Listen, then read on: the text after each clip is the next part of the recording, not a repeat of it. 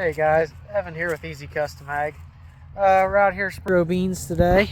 As you can see, they're pretty clean.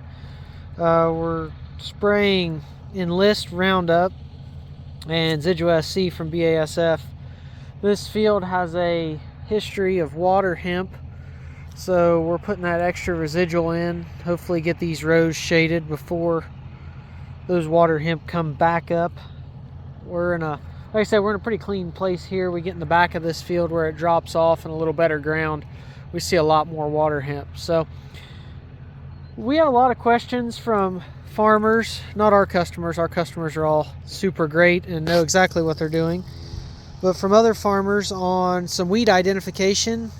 And I know we have a lot of viewers that aren't actually farmers. So I wanted to start with kind of saying, you know, when we go out in the field and we're looking at weeds and kind of what we want to kill, we start by classifying things into either grasses or broadleaves.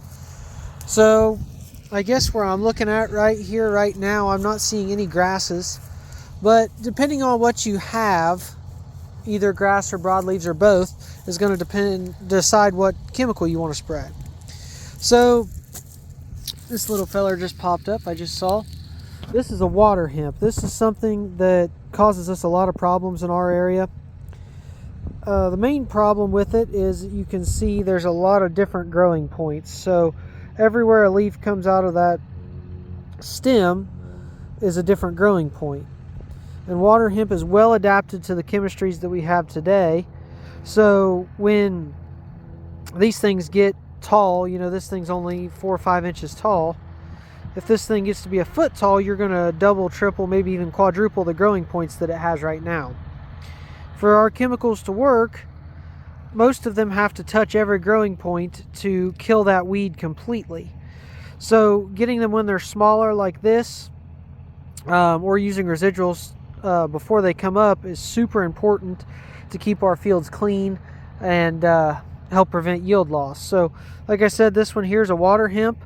Compared to the red root pigweeds, which is a terrible name for things, this one does not have any hair on the stem.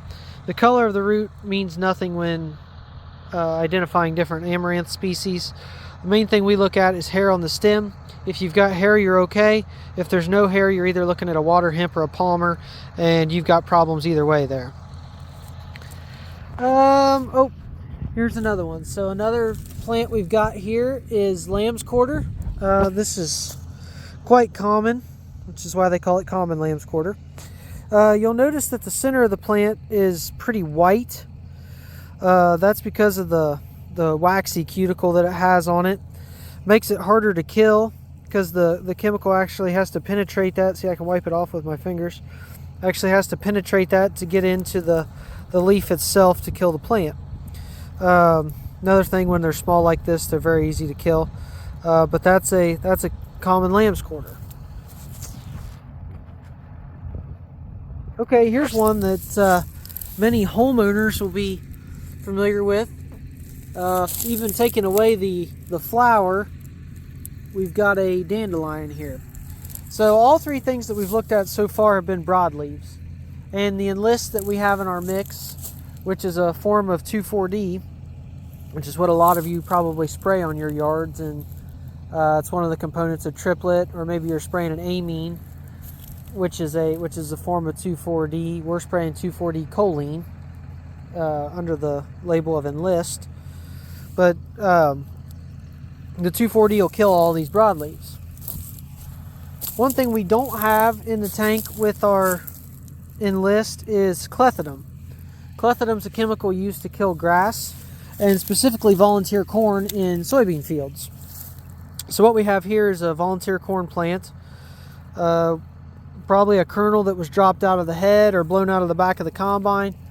As you can see, it was just a one-off plant, so it would have just been a one kernel issue. Not going to be yield damaging or anything, but the 2,4-D and the Roundup, because this is Roundup Ready corn that was raised here last year, this plant will not die. So if you have a field where there's a lot of volunteer corn, you're going to end up coming back with clethodim to kill that. Clethodim does not tank mix well, with Enlist for some reason. Some people have had success. We have had limited success. Really depends on the weather. So it's something where we tell the farmer, let's come back. We can either make another application. We can put it in with our fungicide. There's other options.